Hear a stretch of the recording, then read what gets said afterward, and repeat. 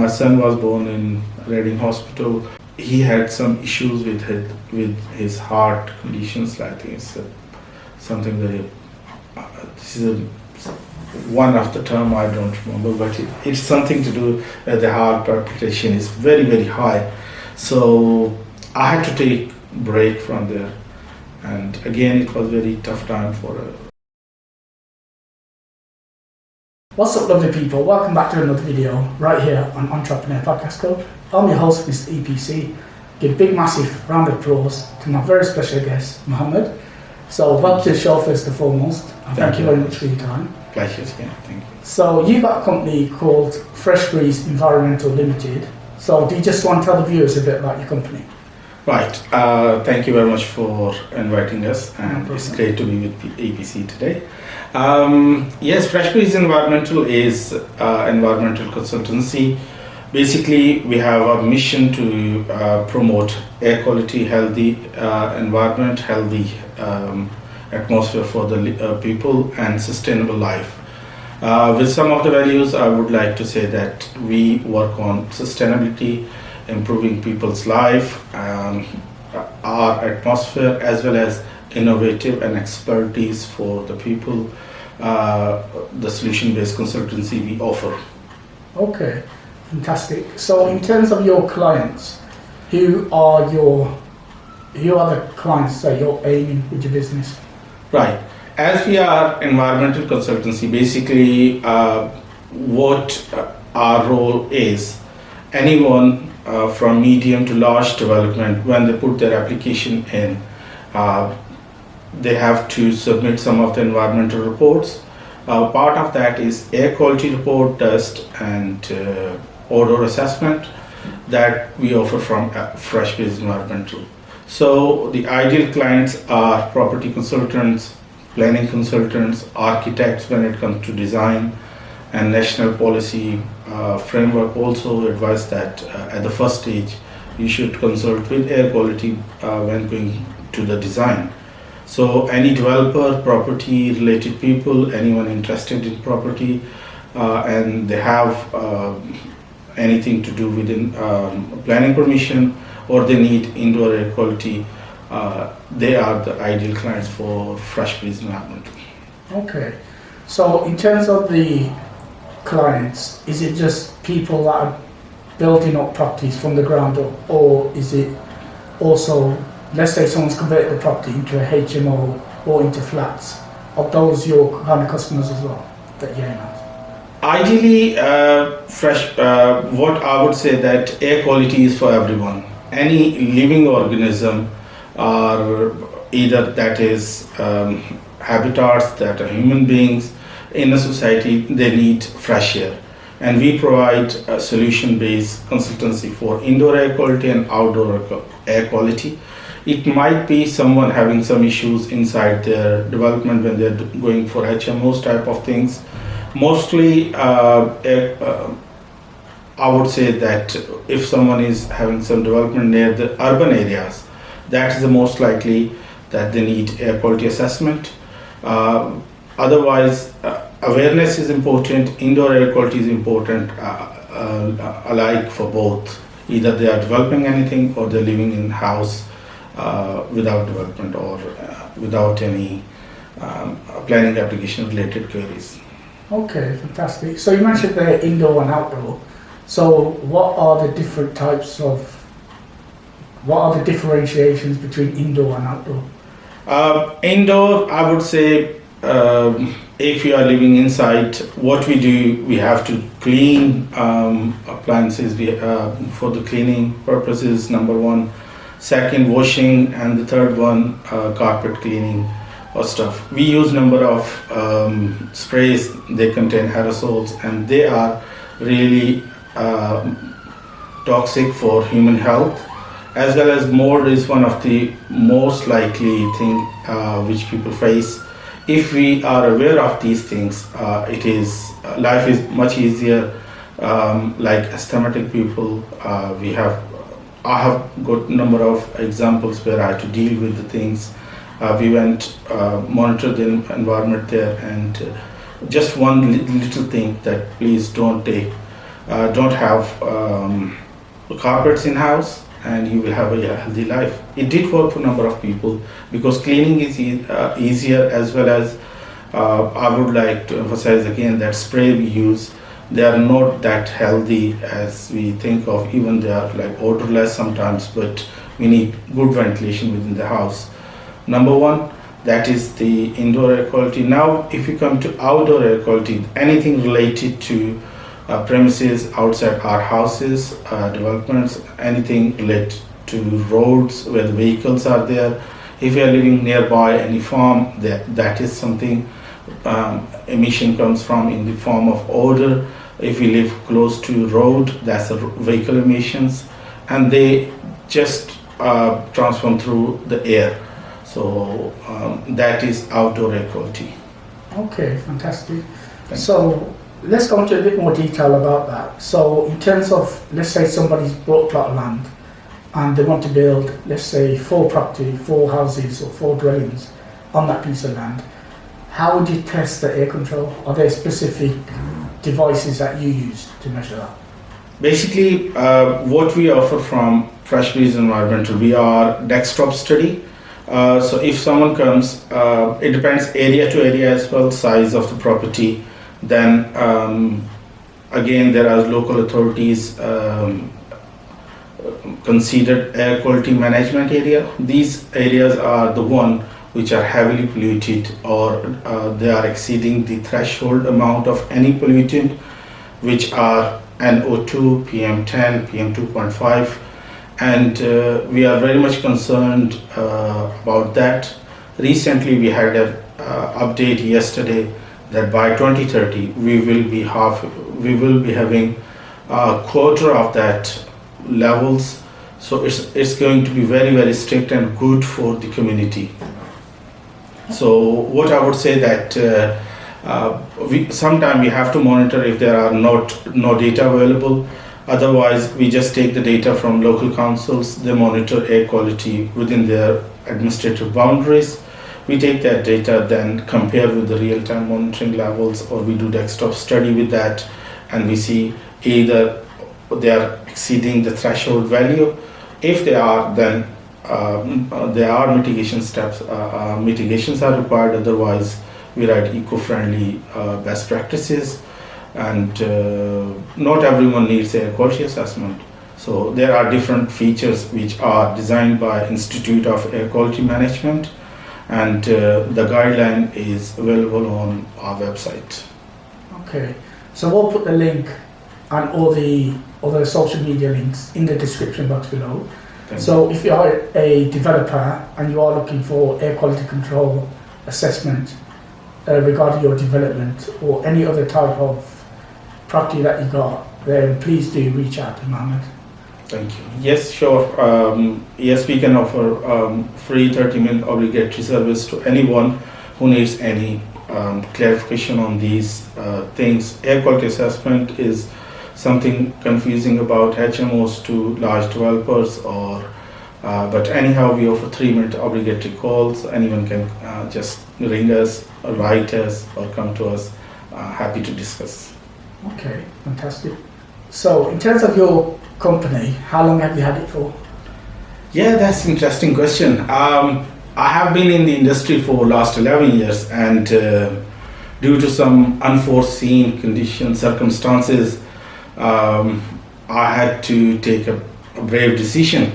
It was last year when all of a sudden I was given, I don't want to remind it, but it was one of the things happened to me, and I was told that yes, we have no work for you, we are dissolving the equality from the company, and that's it. So it was just Christmas time, when I know at this time of the year everyone is just looking for the parties, how to attend, what to do, how to arrange things there. So employment was a little bit challenging, and crisis politically, I think industry was facing that was very dire as well. So someone gave me a little bit eyes on that you have to wait up to end of March for the recruitment type of things. Otherwise, there is nothing. So I thought rather than working for someone else, why not I should work for myself? At least no one can fire me off. So that was the thing, just to support with the community, healthy environment. I decided that I will have initiative and I will start my own, and that was the reason I had to come to decision that I just went for Fresh Leaves Environmental Limited. Okay, fantastic. So how did that feel, you know, when you first heard the news about being made redundant? How did you feel? It was very painful, not only painful, shocking. Psychologically, I think I was badly impacted, and not only me, but other colleagues, I think they were facing it.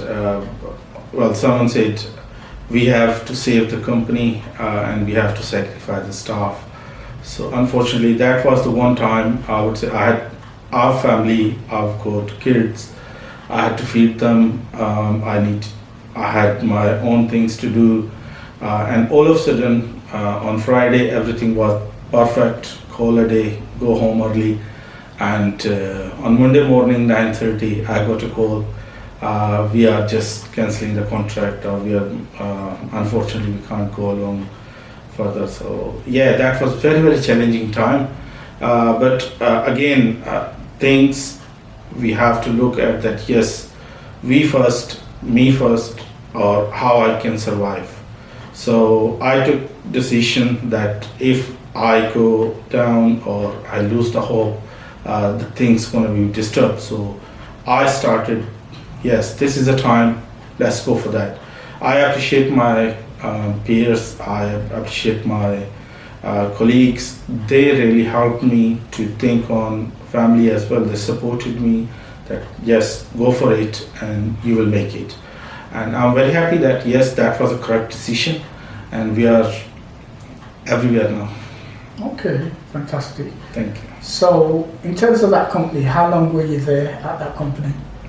I worked with different companies, and problem was we were having that due to small scale industries, they were badly shaped by political, then the corona related, and I would say that not only a common person or the null man, there are still officials, they think there is air quality is nothing, and it's just happening today, tomorrow you won't have it.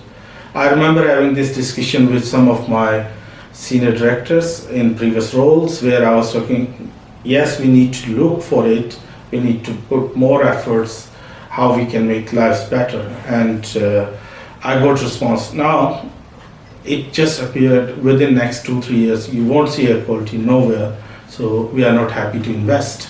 So these were the circumstances. And again, small scale businesses, they mostly, it's hard to survive for them, like when there are political conditions, political challenges are there, industry related problems, definitely they were one of the hinders. So yeah, as well as like on to this, I would like to add, yes, for the better health, we should be educating people more and more to make the environment better, to understand it.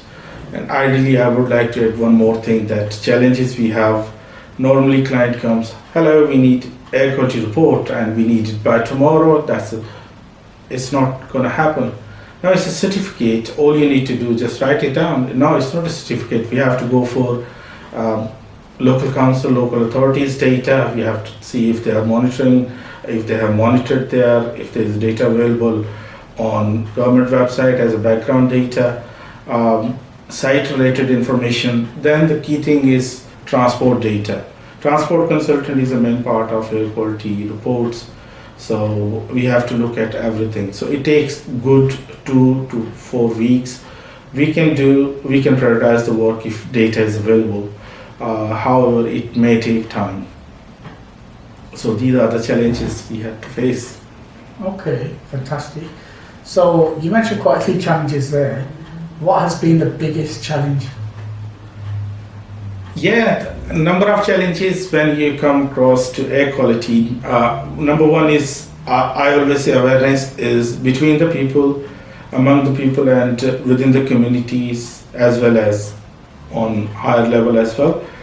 One example from our community I can give that I went to one of the area towards east of Birmingham. I was talking about clean air zone, that how healthy it can be or it's possible, or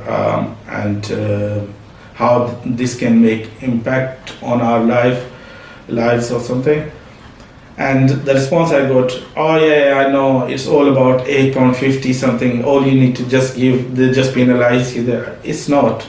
We are having one of the model there that if we adopt this type of life where certain type of vehicles can go, or certain type of vehicles are not there due to high scrap buildings or skyscraper type of buildings, sorry, and the emission that just moves within the buildings, that makes life trouble for everyone. So if we use Euro 6 or above, or any standard which the government has, it may make life easier. Second, writing air quality assessment, as I said, transport data is very much important for us. Transport consultant has to write sometimes surveys, survey report, state feasibility report, or they have to go for traffic count. This is a lengthy process. I don't blame them, but it may take a long time. Sometimes they are engaged already with their own things, and when some project comes and the report is needed very quickly, so that's additional pressure on them, and normally it takes say 3 to 6 weeks or 8 weeks it might take.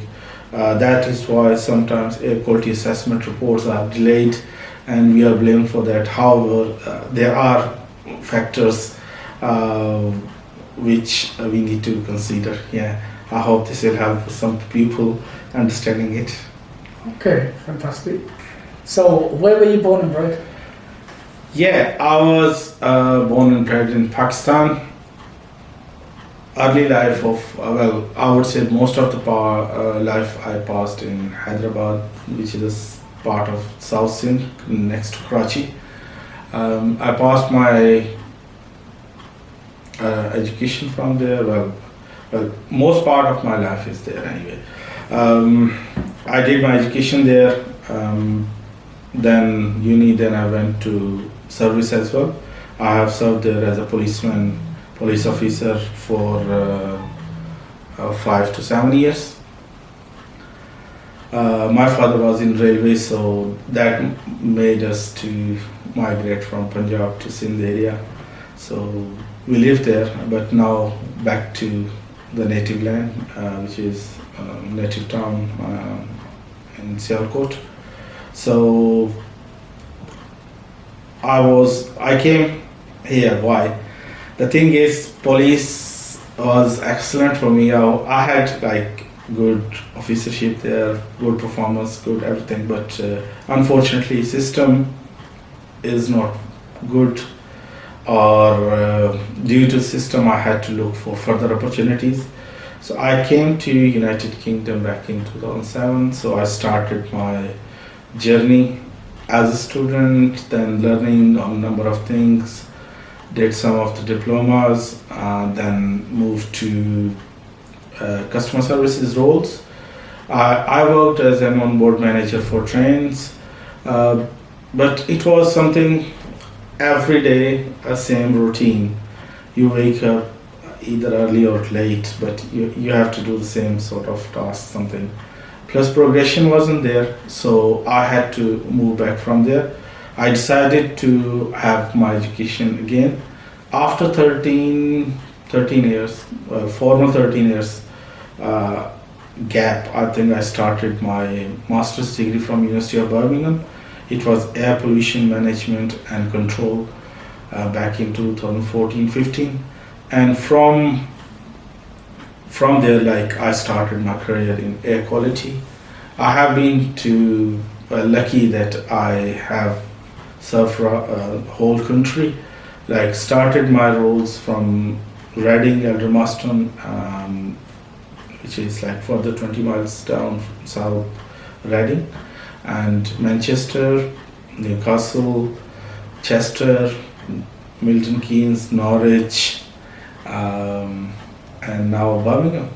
So there are surveys which makes me, which different part of my job that I have to go to the areas. So I have visited almost England here. Oh wow, okay.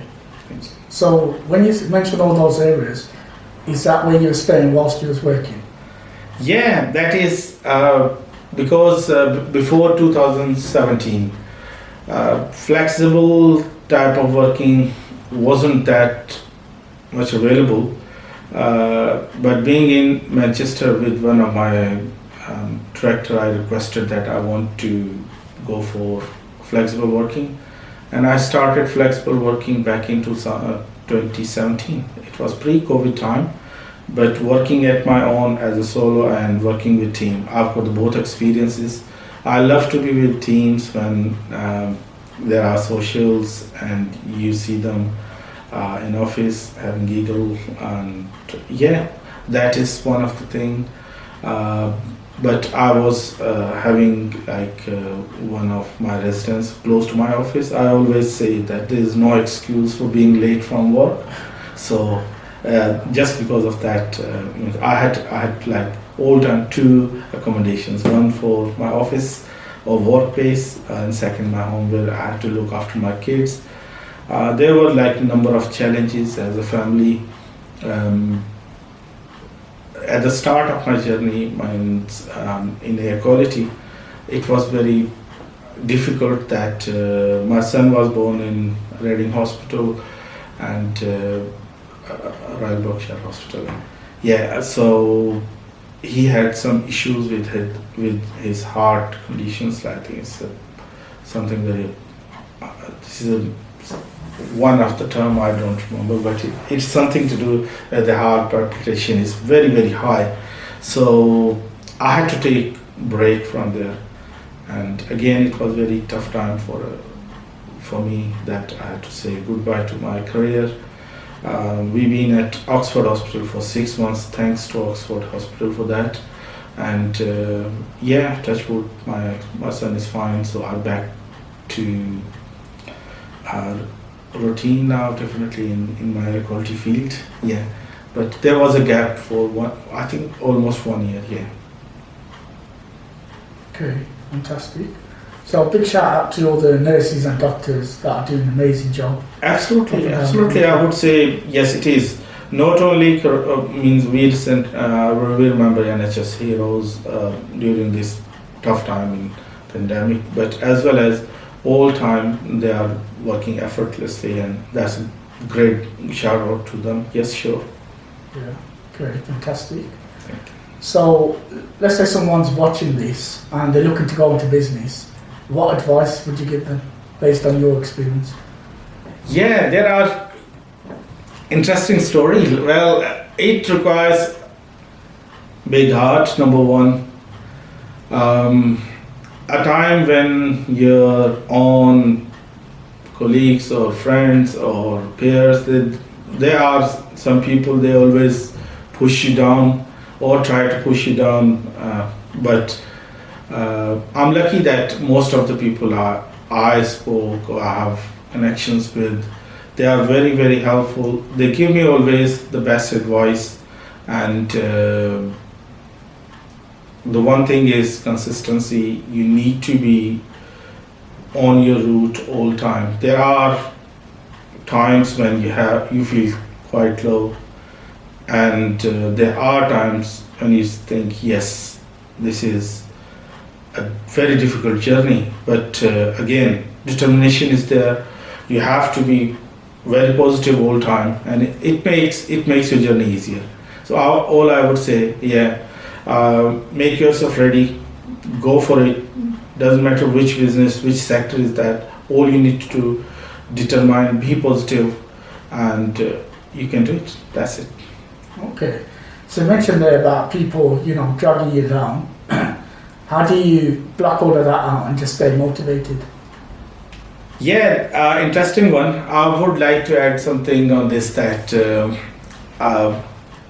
in my career, I always try to learn something, and in my some of the previous roles, I tried to go for one of the chartership. It wasn't happening. It was a small investment with, and I said my loyalty is with the company, and it's not that after this certification. Well, this was one of the fear from the company that we need to have a bond or agreement. Yes, I'm more than happy to do that, but I need my personal progression as well. If I'm working, if I'm dedicating my time, I do deserve something invested in me. It wasn't happening, so thanks to Fresh Breeze Environmental as well, that being at my own, I was able to take this decision, and I appreciate my organization, Institute of Environmental Sciences. They really mentored me very well, and they encouraged me. My peers were there. Some of them I would like to mention that when I said I'm going for my chartership exam and I'm doing that, someone said, "No, we didn't do it yet. How come you?" Everyone is different. So I was motivated. I went for that. It's a little long journey, but it's worth the pain. Yeah. Okay, fantastic. So in terms of your line of work, how do you stay up to date with all the changes and regulations that are changing? Yeah, this is very good, an important question that every industry you are in, especially I would say environmental assessments. I'm doing, suppose one assessment is there which I'm going to undertake next week, but today we have got the update, and there are updates which are happening quite frequently within the industry. So you need to be in touch with your organizations, professional organizations, number one. Second, updated with, it's a digital media time now. Everything is available on social media. Main organizations are working towards the goals. You have to be connected with them. As I said, yesterday we got one of the key update that by 2030, in nutshell, how I want to explain it, that to a null man, it will be very easier that at the moment we are having 40 microgram of NO2 allowed at one place, but it is going to be 10 or 20 PM particulate matters. What are they? They are in diameter, they are 100 times thinner, and this is why we get cough, lungs, respiratory issues, that the dust around us, emission around us, they are so invisible or tiny in diameter that we can't see them. When we inhale them, they create trouble for us, and this is why we have to look at that. And recent update which came just yesterday, by 2030 we are bound to meet those requirements, and I hope we are working towards a healthier atmosphere now. Okay, fantastic. So in terms of your business, what services do you offer? Right, that's an interesting question. I would say I normally go to the events, and I take hundreds of cards with me. One thing I would like to add here, that my dialect is a little bit strong, and what I would like to add here, that I got my primary education from Pakistan. So by the times we studied, I think A, B, C we learned in year 6. So before year 6 we had no concept of English, and well, image was very high. So in my times when we did GCSE type of education in Pakistan, at that time TOEFL was very much involved in the daily lives. Any English test, if you had to pass or your proficiency into that, you had to go for TOEFL 1, 2, 3, 4 levels. So we had to twist our tongue. Sorry if it is offensive to anyone. So like we had to twist jaws literally to speak how I can speak like that. And with the system, we always studied or followed, because the Pakistani government, they followed British system. So we learned like British language as reading, writing, but speaking was more inclined towards like American style. So that makes like half of each. So it's a little bit difficult for me to pronounce the word correctly. That is one of the challenge. So what I do, I normally offer my card. Yes, this is me. This is Muhammad. He does air quality, test and order. All right, you do air quality conditioning. No, it's not air quality conditioning. This is air quality testing or air quality assessment. I deal with medium to large developments when they put planning application in, because it's not everyone's plate, so it's difficult to explain. And the events I go to, I try to spread the word that what is the air quality, how we need to be aware of. So air quality assessments for planning permission, air quality monitoring, dust monitoring, they are particularly related with human health. Very much, I would say, as we are worried about our food, we must be aware that air we breathe inhale, it should be fresh. So these are the services Fresh Breeze offers, as well as like some kitchen odor. If you are living just above the takeaway or restaurant and they are not using proper filters or chimneys, or they're not following the regulations, then there is a big smell around the area. One day it looks good, wow, what a curry, but not every day. So you have to be very much careful about, it's to the kitchen people, restaurant owners, if they are having that, they should use proper filters for their staff health, their health, and the people living nearby. Also, I do odor assessment. I'm certified odor specialist for farms. Like if it's sewerage system, if there are farms and development is nearby or going to happen, I can do odor survey or sniffing basically, and I'm a certified one. So these are the services Fresh Breeze offers. Thank you. Okay, thank you, fantastic. Yeah. And that is it, ladies and gentlemen, for this podcast. I've been your host, Mr. EPC. Big shout out for Muhammad for taking the time out to speak to me. Thank you very much. And I will put all the links in the description box below, so please do check those out. And do look out for the next podcast. Yeah. And thank you very much for watching. And thank you very much, Mr. EPC. That was very nice to have you, and thank you for your time. I appreciate it. No problem. Appreciate you coming down and filming this podcast. Pleasure. Thank you.